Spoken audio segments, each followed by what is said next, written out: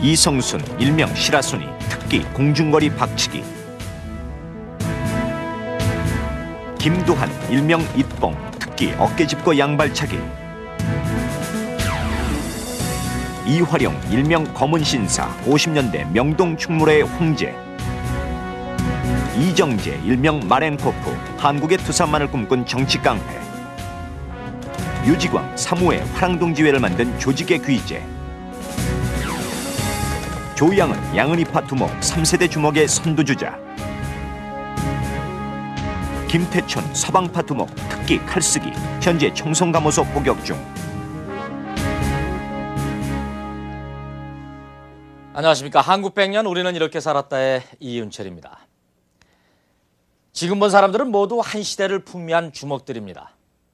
이 주먹은 대를 물며 지난 100년을 이어져 왔습니다. 건달 또는 깡패로 불리는 이들은 언제 어떻게 생겨났을까요? 그리고 그들은 어떻게 살아왔을까요? 또 깡패는 왜 없어지지 않는 것일까요?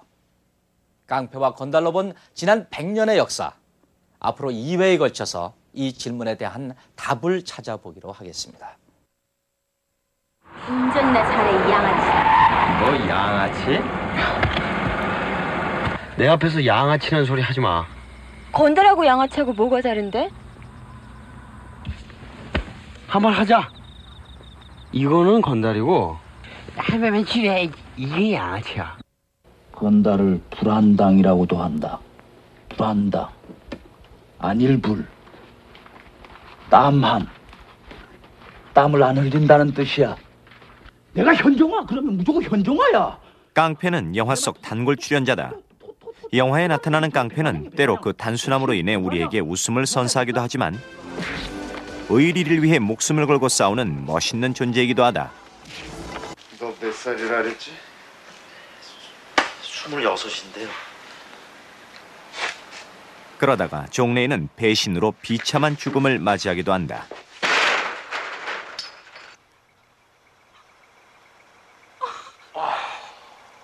그렇다면 사람들은 실제의 깡패는 어떻게 생각할까? 깡패라고 치면은 일단 불량배나 건달보다는 좀 악질적인 느낌이 들잖아요. 옛날 사람들 같으면 그래도 협객 정도라고 이렇게 보지만은 요즘 나오는 깡패들은 아무래도 좀 영화 찍은 사람 누구지? 깡패? 조양은 씨 존경합니다. 평화롭게 살기 위해서는 없어져야 되는 하나의 일단 사회 악이겠죠. 있으면 좋을 때도 있고 가끔가다 좋을 때도 있어요. 네, 우리가 흔히 깡패라고 부르는 사람들은 그들을 바라보는 시각만큼이나 그 호칭 또한 다양합니다. 이 불량배, 건달, 양아치, 협객, 조직폭력배 같은 것들이 모두 그런 말들인 셈이죠. 하지만 이들의 공통점은 주먹으로 먹고 산다는 것인데요. 근데 어디 주먹이 밥 먹여줍니까?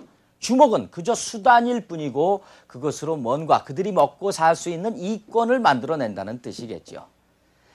그러다 보니 그들은 법의 보호를 받기보다는 법에 쫓기는 경우가 많습니다. 그래서 그들은 생존을 위해 늘 자신들을 지켜줄 힘을 찾게 되는데요.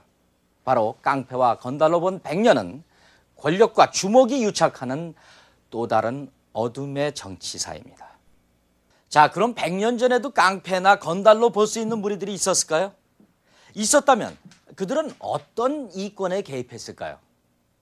구한말 유통과 상업이 발달했던 마포나루로 가보겠습니다.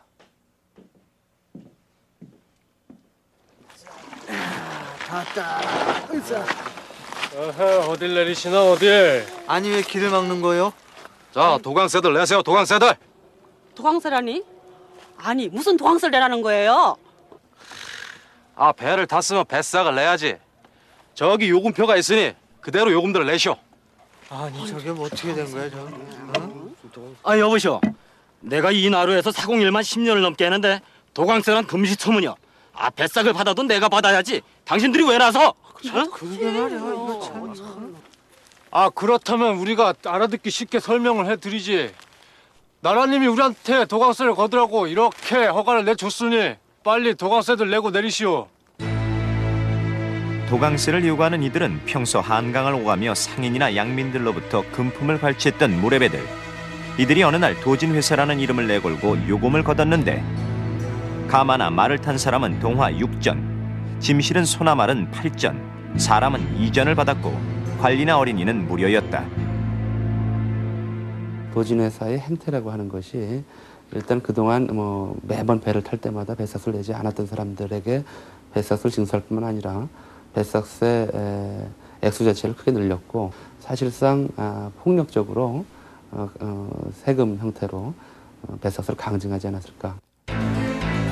당시 황성신문에 따르면 그들의 횡포가 얼마나 심했던지 뱃사공과 인근 주민들이 합세해 도진회사를 때려 부순 일도 있다고 한다.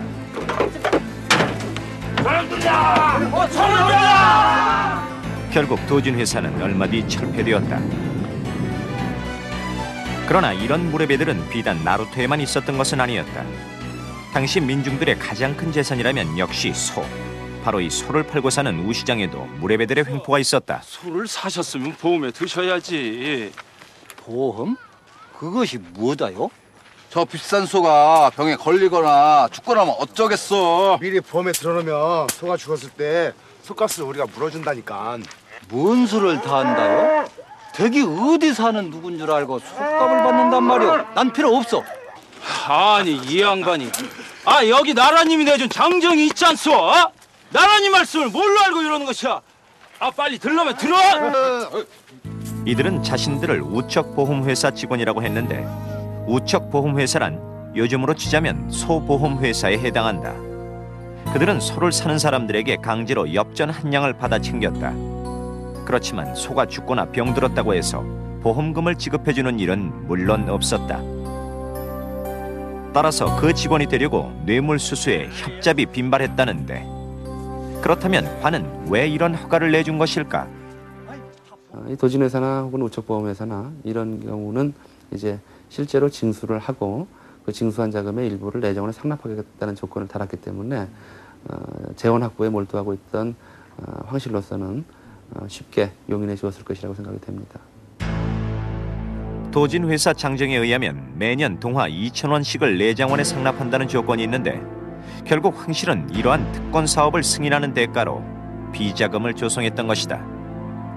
이 도진회사나 우척보험회사라는 것이 곰곰이 생각을 해보면 이 몇 해 전에 있었던 슬롯머신 사건하고 아주 흡사하다는 생각이 들지 않습니까? 그러니까 관의 허가를 받아서 사업을 하고 허가를 내준 권력에게 뇌물을 주고 어쨌든 그런 점에서 볼 때 도진회사나 이 우척보험회사는 당시의 도적이나 화적대하고는 다릅니다. 양민들의 재산을 갈취하기는 했지만은 나름대로 세금의 형태를 갖추었기 때문입니다. 그렇다면 당시에는 이런 유형의 갈취만 있었을까요? 그렇지 않습니다. 그때에도 청부폭력이 있었습니다. 민중의 각성이 급속도로 진행되던 구한말, 민권운동의 중심은 독립협회였다. 그들은 만민공동회를 개최하여 국민주권사상을 부르짖는다. 따라서 황실로 볼 때 독립협회는 반정부, 아니 반체제적인 조직이었다. 하지만 구미열강의 지지를 받던 이들을 동권력으로 해산시킬 수는 없었고 따라서 황실에서는 사적인 경로를 통해 무리들을 동원했다. 수고가 많았다.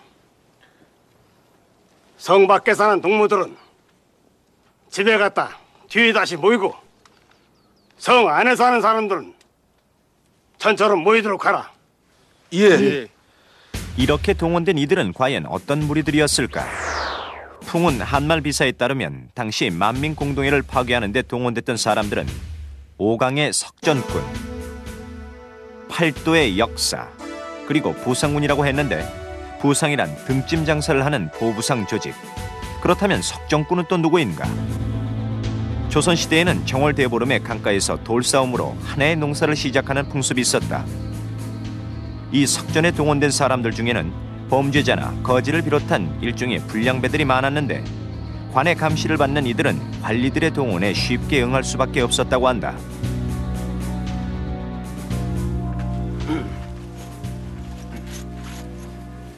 자, 이거 술 한 잔값밖에 안 되는 돈이지만 요긴하게 쓰도록 해라. 예. 자, 수고들 했네. 한 잔. 만민공동회를 파괴한 대가는 은화 한 양씩이었다. 그러나 권력 유지를 위해 무례배들을 이용한 것은 독립협회 해산이 처음이 아니었다. 바로 고종의 아버지인 대원군도 집권 과정에서 그들을 이용했는데 천이연, 하정일, 장순규, 안필주 이 네 사람을 세상 사람들은 천하장안이라 불렀다. 안동 김씨 세도 정치하에서 대원군은 자신의 목숨을 부지하기 위해서 일종의 호신책의 일환으로 시정잡배들과 어울려서 방탕한 생활을 했습니다. 이때 대원군이 사귀었던 가장 대표적인 시정잡배가 바로 천하장안입니다. 대원군은 집권 후에도 이들을 막후 정치에 활용했는데 천하장안이 활개치던 이 운영궁은 훗날 해방이 되자 김단패가 중심이 된 대한민청별동대 초창기 본부로 사용된다. 보신 것처럼 이미 구한말에도 이렇듯 권력과 주목이 서로 유착돼 있었습니다. 그런데 일본은 일찍부터 이 낭인과 야쿠자를 제국주의 침략 정책에 이용을 하는데요. 바로 이 대표적인 사례가 이들을 이용해서 민비를 시해하는 사건입니다. 그렇지만 우리가 구한말의 무례배를 본격적인 주목패로 볼 수 있을까요? 본격적인 주목패의 형성은 일제의 문물이 들어오면서부터라고 합니다. 본격적인 주목시대가 열린 1930년대 경성, 그 중에서도 종로로 가보겠습니다.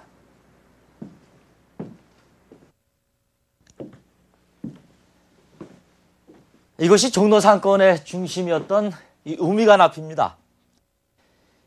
당시 일제 식민지 정책으로 인해서 토지를 잃은 그 농민들은 도시로 모여들었고 그들은 시장이나 역 근처에서 불황자 같은 생활을 하게 됩니다. 근데 그들 중에는 심께나 쓰는 사람들도 상당히 많았다고 합니다.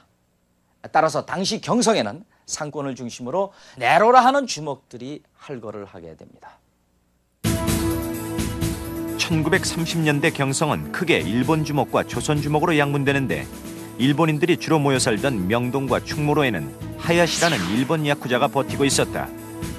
조선 주목으로는 권투 선수 출신 김기환이 서대문의 마관패를 이끌고 있었고 왕십리에 자리 잡은 김남사는 시구문과 뚝섬 일대를 장악했으며 또 어물전과 유곽이 많은 마포에는 정춘식이 버티고 있었다. 종로는 쟁쟁한 주목들이 여러 탈구하고 있었는데 힘이 장사였다는 구마적 고희경, 종로의 명물 야시장을 장악한 쌍칼, 보성 전문학교를 나와 YMCA를 중심으로 학생패를 이끈 신마적 엄동욱이 삼각구도를 이루고 있었다. 이 일제하에서는 대학을 나와도 이렇다 할 취직 자리가 없었기 때문에 이 학생패들이 망나니 패들과 함께 건달 생활을 했었던 것이 특징인데요. 이 조선 주목들은 싸움으로는 뭐 한가닥 했을지 모르지만은 조직 수준으로 보면은 동네 건달을 막 벗어난 그런 정도의 수준밖에 안 됐습니다. 주목 세계의 표현을 빌리자면은 그저 전국구가 아니고 지역구 정도였다고나 할까요? 그렇다면 조선에서 본격적인 전국구 주목은 언제 어떻게 만들어졌을까요?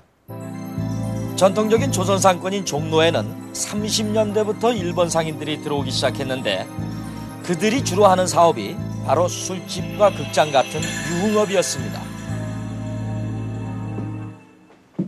바로 이 우미관이라는 극장의 주인도 일본 사람이었는데 그가 보디가드 겸 기도로 조선 주목을 영입한 것입니다.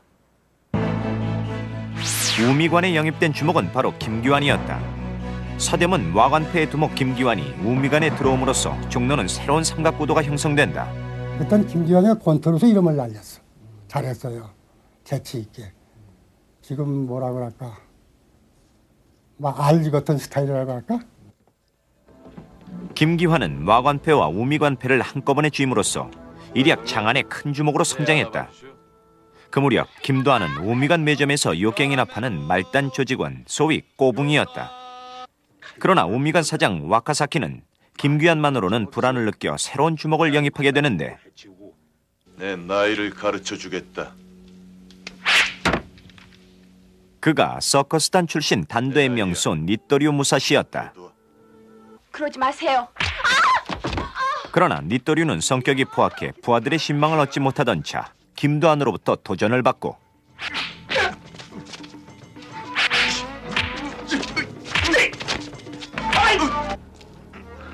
김도한에게 패한 니토리오는 만주로 떠나고 우미관은 다시 김기환 체제로 돌아간다.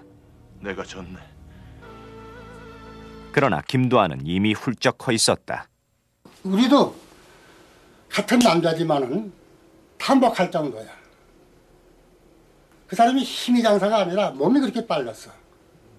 어깨만 턱 짚으면 벌써 뿡 떠가지고 상대방 양짝발로 다 탁탁 치고선 벌써 한 번 맞으면 벌써 뚝 떨어지니까 그만큼 동작이 빨랐어. 별명이 뭐였습니까? 한 방이에요. 한 방이면 그냥 가니까.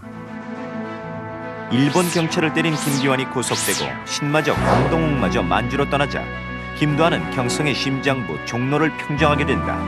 이때 그의 나이 약관 18세였다.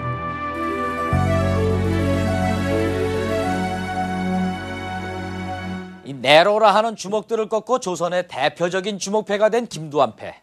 그러나 그들 앞에는 더 큰 주먹패가 기다리고 있었습니다. 이 수표교 밑으로 흐르는 청계천은 명동과 종로를 가르는 지역 경계이기도 했지만은 또한 주먹들의 구역 경계이기도 했습니다. 이 수표교를 넘어가면 일본인 거주지인 본정, 그러니까 혼마치가 있었고 그 혼마치에는 하야시라고 하는 일본 야쿠자의 우두머리가 있었습니다. 당시 하야시에 혼마찌강이 있었다는 본정 삼정목. 본정통이고. 그야말로 일본 아이들 그 야쿠자 그대로지. 양쪽에 사람이 쫙 있고. 예. 그렇게 하고 거기서 이제 그 오야봉을 저 뒤에 산설이 안고. 상승했다. 안고. 거기 이제 내가 들어가가지고 와서 이제 전하고 그렇게 하는 거지. 김동해는 경성일보 논설위원 사키무라의 소개로 하야시를 만나 주먹 세계에 입문하게 된 사람. 후에 김두한과 우정이 돈독해지면서 하야시패를 떠나 김두한패에 가담하기도 하는데, 하지만 그가 하야시패의 중간 보스로 활약할 무렵 하야시의 세력은 대단했다. 집안의 식객만도 40명이나 됐다는 조선 내 일본 야쿠자 조직의 우두머리 하야시. 그는 어떤 인물이었을까? 한국분, 평안도 사람이야. 선우영빈이. 한국 그러면 선우영빈이야. 선우영빈 씨고 이제 일본 말로 당시로 이제 하야시지. 그 양반이 어려서 일본을 들어갔어. 부모를 따라서. 그래가지고 일본 가가지고 일본서 모든 걸 배웠어. 일본서. 그래서 일본서 성장하면서 일본 즉 말하자면 야구사 이제 두산만이 밑에서 일을 봤단 말이야. 그 양반이요. 하야시의 일본 내 보스라고 하는 두산말, 일본명 도헤야마 미스루. 그는 김옥균이나 손문에게 정치 자금을 대주기도 한 거물 정치인으로 알려져 있는데, 그가 어떻게 해서 야쿠자들의 보스가 되었을까? 원래 무사 집안의 피를 이어받았던 도호야마는 협객들을 수하해두고 양성했으며 정치적 목적을 달성하는 데 이들을 적절히 이용했다. 그의 정치적 신조는 대동아시아주의, 따라서 대륙 침략의 선봉에 섰다. 나중에는 일본 우익의 본산이 됩니다. 그 일본 우익의 본산이 돼가지고서 수많은 나인들을 이제 우리 한반도에도 보내고 만주, 중국에 보내서 그 대륙 침략의 선봉병 역할을 하게 됩니다. 그리고 거기에는 이제 소위 협객, 그 우리나라 건달로 얘기할 수 있겠죠. 그 협객들이 많이 모여들죠.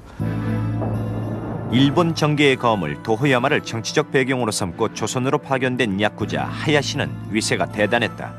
당연히 조선 총독부에도 영향력이 있었는데, 정무부장인 그 사람이 이제 지금 총리나 마찬가지인데, 그 사람도 하야시가 부르면 와.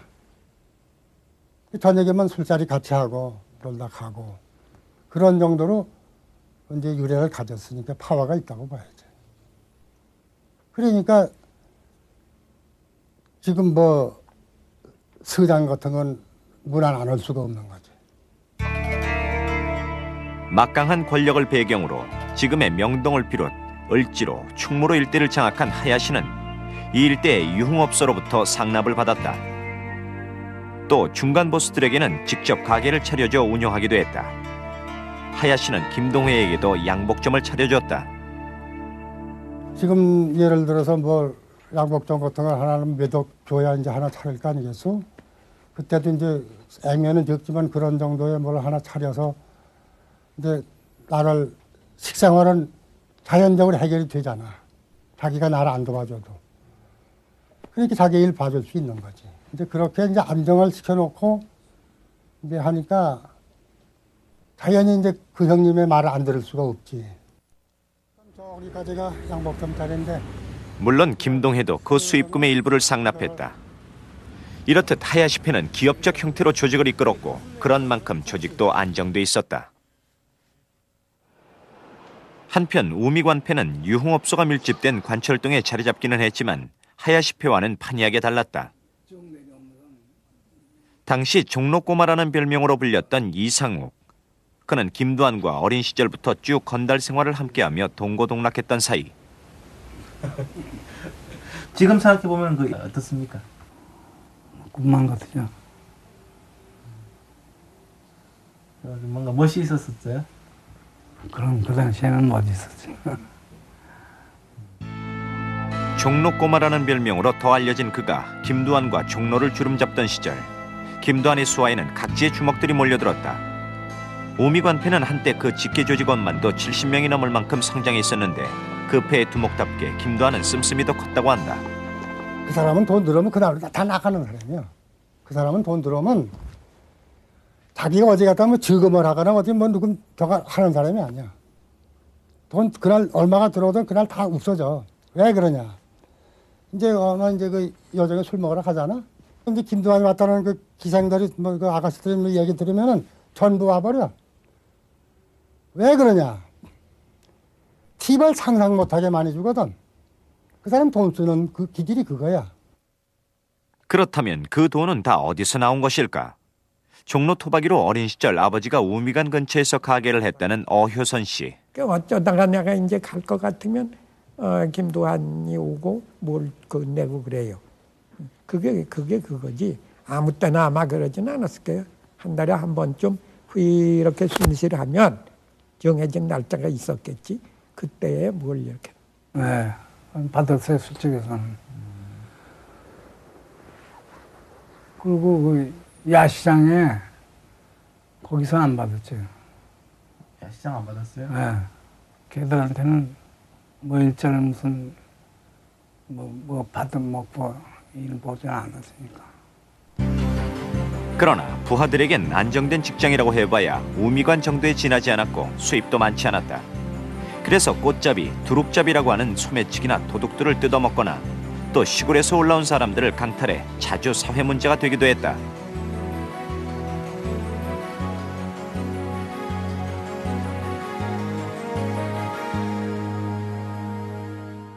하야시패와 김두한패의 차이는 어쩌면 그 자금력, 즉 돈의 차이일 겁니다. 그들 표현에 의하면 현재 여당과 야당의 그 정치자금 수준 정도로 차이가 난다고 하는데요. 글쎄요, 건달에게 주는 후원금과 정치인에게 주는 후원금 비교할 수 있을까요? 어쨌든 김두한이 우미관패를 이끌을 때는 그 시절에는 깡패란 말이 없었습니다. 그렇다면 김두한은 자신을 뭐라고 불렀을까요? 김두한이란 이름 석자를 전 조선에 떨치게 했던 그 유명한 싸움, 일본 천황전 유도대회를 4번이나 제패한 일본 경찰 마루오카와 싸울 때 김두한은 자신을 이렇게 소개한다. 마루오카 시안도노, 나는 조선 제1의 협객 김두한이오. 私は朝鮮で一番の強国ゲイド강です. 그렇습니다. 김두한은 스스로를 협객이라고 불렀습니다. 협객이란 이 정의의 편에 서서 약자를 위해서 싸우는 이 의리의 주먹이라고 할 수 있죠. 그렇다면 김두한을 과연 협객이라고 볼 수 있습니까? 싸움만을 위해서 그러는 게 아니라 의협심이 있어서 싸운 경우가 많기 때문에 그래서 협객이라고 늘 그랬죠. 그렇게 긍지를 갖게끔 그런 대의 명분을 내세웠지. 나는 일본하고 싸우기 위해서 주먹을 쓴다. 전혀 모르는 사람도 이제 그 뭐 참 급한 일이 있으면 이제 김두한이 찾아가라. 이제 누가 코치래. 찾아가서 얘기하면 거절 안 해. 거절하는 법이 없어. 어떻게든지 해줘. 우리의 울분 같은 것을 김두한이 대신해서 다 해준 거다. 그러니까 탁 믿는 거라. 뭐 김두한이냐가 무슨 뭘 어떻게 하든지 상관없어. 억눌려 있던 조선인 민중들의 입장에서는 누군가 영웅을 기다리는 각 분야에서 안창남이 비행기를 탔을 때 영웅이 되듯이 그러니까 조선인이면 일본을 때려누른 데에서 통쾌한 대리만족을 느끼고 그 사실 자체가 오히려 실제 김두한보다 더 소문으로서의 김두한을 협교로 만든 거 아니겠느냐. 그 이익을 지키려고 하는 자체가 민족적인 조선민족의 삶하고는 관계는 없는 겁니다. 자기 보존이라고 하는 거, 자기 조직의 보존이라는 논리 속에서 그 일본 경찰과 긴장 관계에 있었던 걸로 보여집니다. 어쨌든 김두한의 싸움도 결국 크게 보면은 자신의 관할 구역을 지키려는 투쟁에 지나지 않는 경우가 많았습니다. 청계천을 경계로 맞서 있던 하야시와 자주 다퉜던 것도 결국은 자신의 관할 구역을 뺏기지 않으려는 노력이었는데요. 어느 날 하야시 패로부터 이런 도전장이 날아왔습니다. 김군 부하라, 최근 우미간포의 행패가 눈뜨고 봐줄 수 없는 지경에 이르렀으니 더는 참지 못하겠다. 10월 말일 오전 6시 장충단에서 각각 40명씩 나와 복귀로 하자. 김두한 패와 하야시 패가 주목계의 황제 자리를 놓고 맞붙기로 한 장춘단 싸움. 그런데 이 싸움을 이틀 앞둔 상황에서 하야시 패는 김두한 패를 기습하고 이 정보를 미리 입수한 김두한 패는 안개 낀 수표계에서 하야시 패를 맞습니다.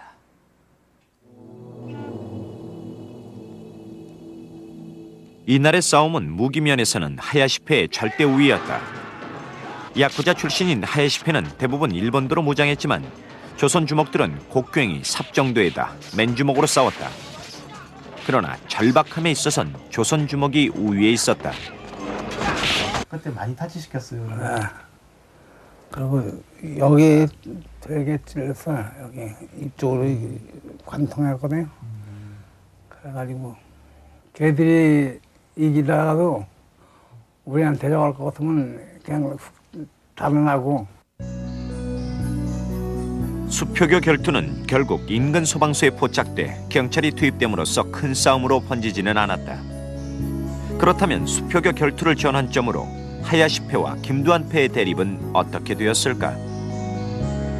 지금 이제 중앙우체국 앞에 그전에 거의 자전거가 수백 대 이렇게 있어요. 그때는 자전거밖에 없으니까 바꿔치라는 건 몇 대 없었고. 그러면 그거 한 대 맡기면 예를 들어서 막 10원을 받던 100원을 받던 몇백 대 하면 거기서 선수는 들어가고 나가고 그 수입이 거기 노다지야 거기가. 그 노다지를 우리를 줬으니까. 응? 두한이한테 그걸 내게 줬어. 그럼 네가 운영해라. 표시를 왜 해주셔. 내가 원했고. 그래서 형님 동생이 된 거야. 김두한하고 형님 동생이 돼가지고 이제 서로 가끔 이제 술자리로 같이 나누고. 그때부터는 이제 완전히 이제 친해졌지. 본정에 자전거 보관소 영업권을 넘겨받은 김두한은 하야시와 영구적인 평화협정을 맺은 것이다.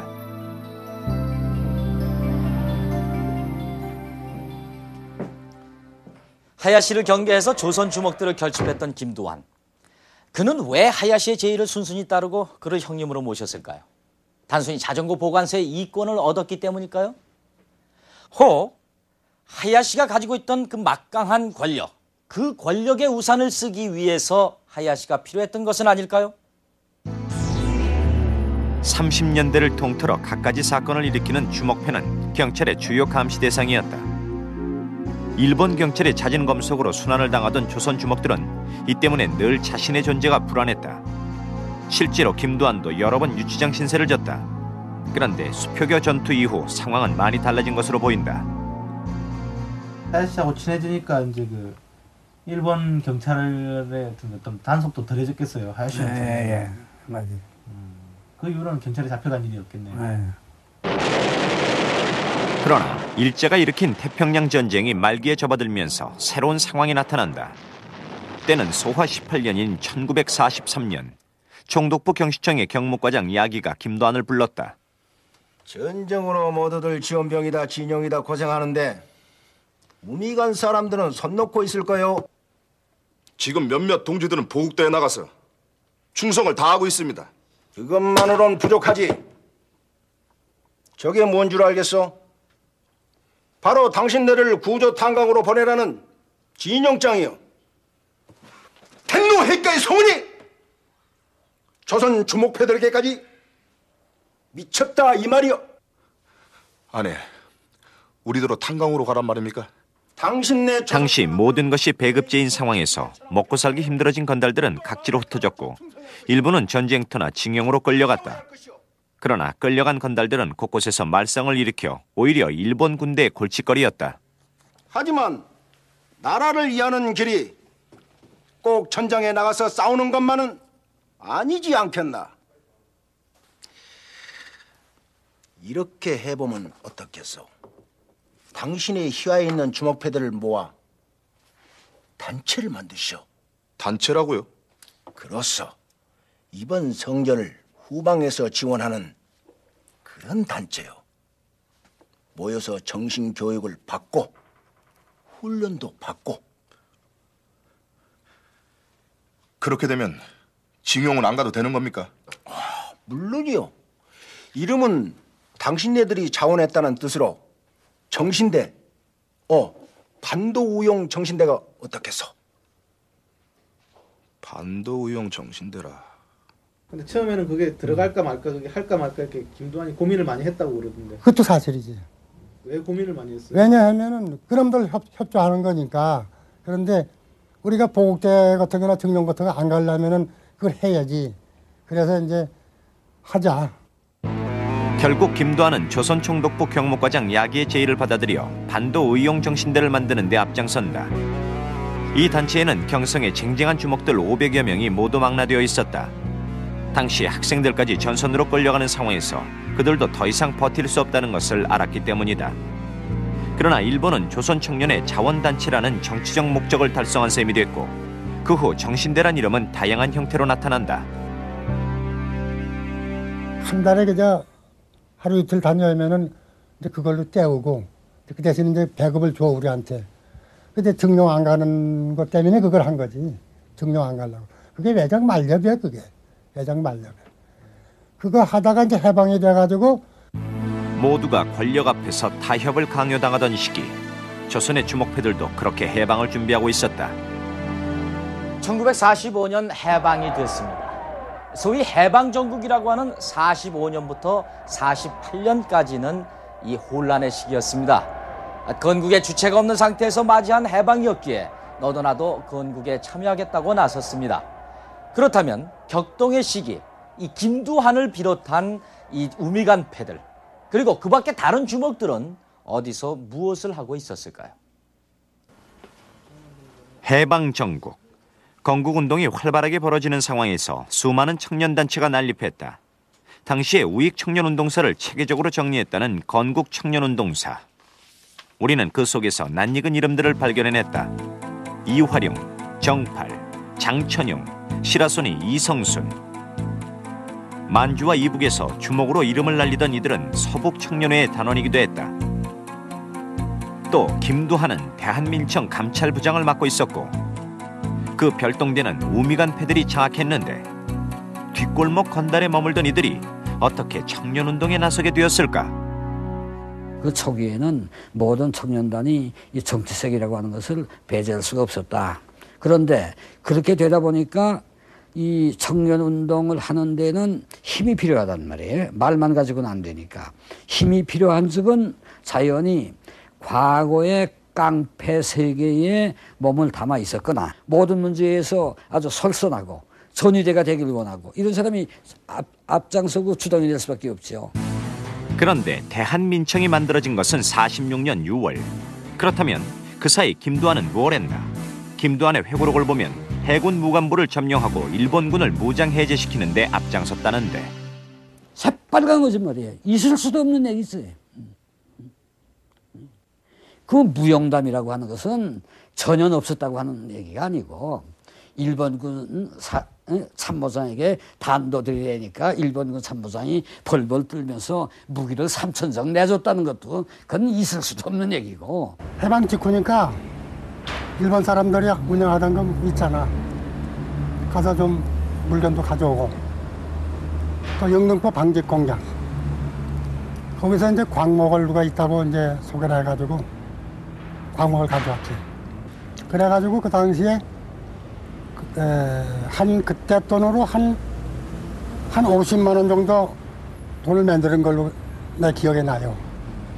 그 뭐 어디에 쓰셨어요? 이제 그 기환이 형님 10만 원, 두환이 10만 원, 내목 10만 원 내놓고 이제 다 논아주고 그렇게 하고 나니까 한 5, 6만 원 남더라고. 근데 그거 가지고 술 먹으러 다닌 거야. 김두한은 그 뒤 마약 사건에도 연루돼 서대문 형무소에서 복역한 뒤 46년부터 본격적으로 청년운동에 가담한다. 처음에는 조선청년전의대에 가입해 좌익으로 활동하던 김두한이 좌익에서 나와 본격적으로 활동한 단체가 대한민청. 해국 선생이 너들 그러지 말고 단체를 하나 만들어라. 우리가 뭐 단체 만들려면 돈이 없잖아. 뭐 장소 뭐 있어야 하지 않습니까? 그랬더니 장소는 내가 주마 사무소. 운영국은 정해준 거예요, 그 양반이. 대한민청은 유진산을 위원장으로 하고 박용직과 김두한이 선전부장과 감찰부장을 맡았는데 김두한이 이끄는 별동대가 행동대 역할을 했다. 이 별동대는 경전, 철도, 영등포 방직 공정의 파업 현장을 습격해 무차별적인 테러를 가했다. 이들의 테러를 좌익의 적색 테러와 비교해 백색 테러라고 불렀는데 해방정국에서 청년운동이라고 하는 것은 테러가 거의 전부였으므로 사람들은 대한민청을 김두한의 대한민청이라고 불렀다. 그 당시에 이제 그 경무부 조병옥 박사, 또 이제 장택상시 수도총장, 이제 서로 이제 우리하고 이제 같은 목적이 같으니까 우리 이제 도와줬지. 한 달에 그때 돈을 1,000만 원씩 보내줬어 우리한테. 미군 정청의 치안 책임자였던 경무국장 조병옥과 수도총장 장택상의 암묵적인 비호 아래 대한민청의 테러는 진행됐던 것이다. 좌익을 제거한다는 명분 아래 자행된 대한민청의 테러는 그 도가 지나쳐서 우익 입장에서 봐도 위태로운 지경이었다고 합니다. 그 당시 신문을 보면은 대한민청을 비판하는 기사가 실린 것을 쉽게 찾아볼 수가 있는데요. 결국 대한민청은 이승만 대통령이 미국 방문 외교를 마치고 돌아올 무렵 조직이 와해되는 결정적인 사건을 저지르고 맙니다. 일제 말 반도 의용정신대에 속해 있던 우미관패는 해방을 맞으며 둘로 갈라졌다. 150명이나 되는 부하들이 정준영을 따라 좌익 계열인 조선청년전의대에 가담했기 때문이다. 그 뒤 김두한이 대한민청을 만들면서 둘 사이에는 충돌이 끊이질 않았다. 정진영이가 뭐냐 하면은 두한이하고 이제 참 빵 한쪽이라도 같이 놀아먹고 그러든지 같은 참 동지인데 이제 해방이 돼가지고 이제 그 사람이 남로당 전위부대 무슨 책임자더라고. 그런 김두한과 정진영 사이에 모처럼 화해의 자리가 마련된 것이다. 진용아, 너와 나는 둘도 없는 친구 사이 아니냐? 너 어쩌다 빨갱이가 됐어. 그러지 말고 오늘부터 함께 손잡고 일하자. 뭐? 빨갱이? 우리가 왜 수표가 밑에서 거지 생활을 했는지, 거리 불황자도 떠들겠는지 모른단 말이야. 그게 다 지주 자본가 친일 악당 매국노들이 우리를 착취했기 때문이야. 넌 지금 그들 앞잡이가 되어 싸우고 있어. 너야말로 나와 함께 인민의 편에 서서 싸우는 게 어때? 뭐라고? 우리 아버지가 빨갱이 손에 죽었는데 나보고 좌익을 하라고?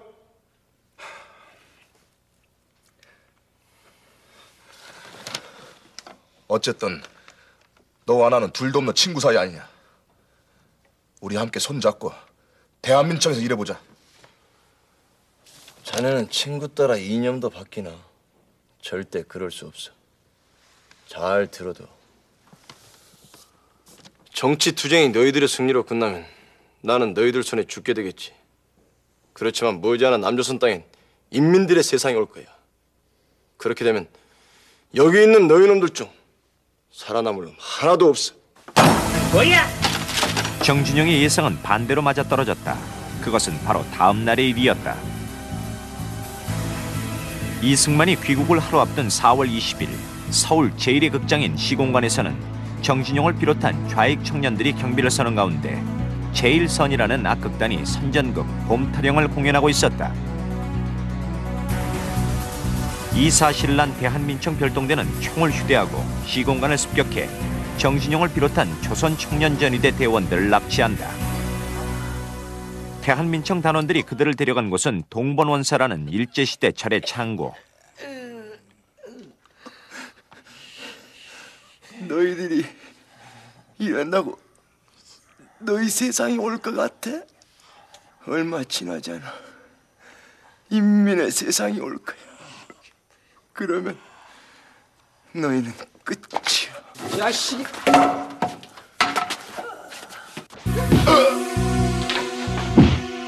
시공관 사건 또는 대한민청 사건이라 불리는 이 일로 정진용을 포함 2사람이 죽고 1사람이 중상을 입었다.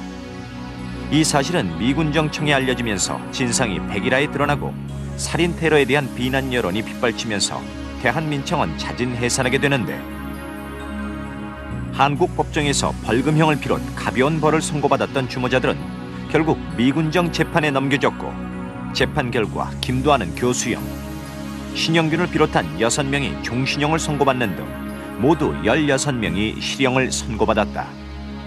서울의 중심지에서 참 공권력이 있는데도 불구하고 그런 무서운 그 싸움을 벌이고 그러면서 인간을 때려 죽여도 참 참혹하게 짝이 없는 그런 형태로 때려 죽였다라는 것이, 그와 같이 그 역동적인 활동을 해준 것이 이 미군정 하에 있던 우리 남한의 경찰대가 그 파업 현장을 해산시키는데 상당한 힘이 됐다는 거, 그건 부인할 수가 없는데 또 그 공로는 인정을 해야 되겠죠. 우리 입장에서 볼 때.